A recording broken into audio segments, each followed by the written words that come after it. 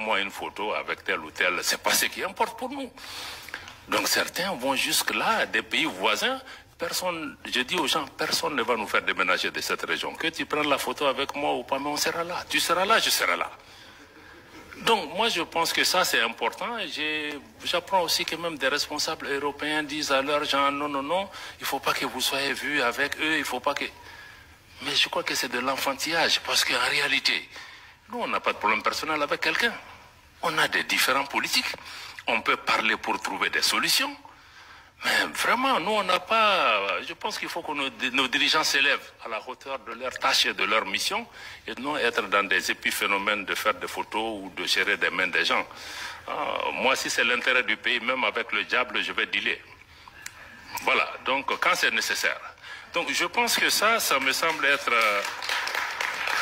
Ça me semble être important, voilà, donc du point de vue de l'AES, je vois que c'est ce qu'il faut que vous compreniez. Il y a une dynamique qui est en cours. La CEDEAO va continuer son parcours. On va se parler.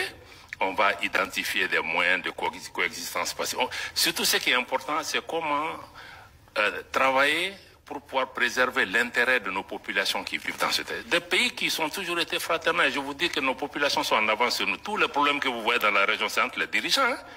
Ce n'est pas entre les peuples. Moi, je vais dans tous ces pays où les dirigeants ne veulent pas nous parler, mais les peuples sont chaleureux avec nous. Donc les populations n'ont pas de problème, il faut que les dirigeants suivent leur population.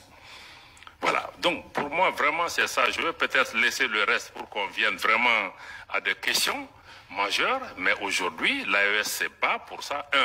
Pour une gouvernance, améliorer une gouvernance qui réponde aux préoccupations de nos populations. Préoccupation numéro 1, sécuritaire. Sécuritaire pour reprendre en main nos États. Et ensuite créer des modèles de gouvernance qui peuvent être deux, mais il faut une économie, il faut une transformation structurelle de nos économies pour que nos économies profitent à nos populations. Parce que toutes ces richesses qui sont là, nous, au État de l'AES, nous voulons désormais discuter différemment avec ces États, parce que les anciennes puissances coloniales ou d'autres, il y avait des donnes qui étaient là. Nous, on n'est plus dans ça. On veut rabattre les cartes pour regarder. On veut naturellement que les partenaires qui viennent gagnent, mais qu'en priorité, nos populations gagnent.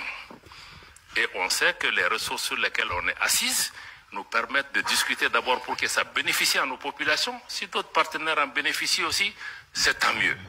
Donc nous sommes dans cette ouverture, réaffirmer notre souveraineté, y compris la souveraineté économique, le contrôle de nos matières premières, qu'on puisse discuter les choses par rapport à ça. Et sur le plan global, nous voulons travailler au niveau pour un monde multipolaire. Un monde où ce n'est pas un club de 2, 3, 4 pays qui contrôlent le monde, mais que les forces politiques, économiques, sociales qui sont apparues dans le monde, que chaque voix compte, qu'il y ait plus d'équité, que la politique de 2 poids, 2 mesures, ça cesse. Qu'on cesse aussi d'instrumentaliser les Africains les uns contre les autres, parce que moi je trouve que même notre différend avec la CEDEAO, c'est d'autres qui nous distraient. On n'en a pas besoin.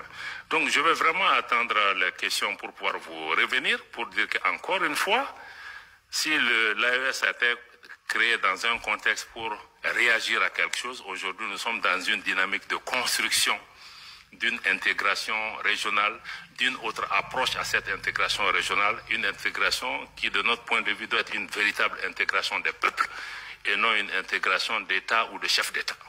Voilà, c'est vraiment la dynamique que nous partageons avec le Burkina et le Niger. Et aujourd'hui, sur le plan de la sécurité, nous travaillons, il y a des résultats probants sur le terrain. Le Mali, aujourd'hui, après 10 ans de présence étrangère, a aujourd'hui le contrôle de l'ensemble de son territoire national.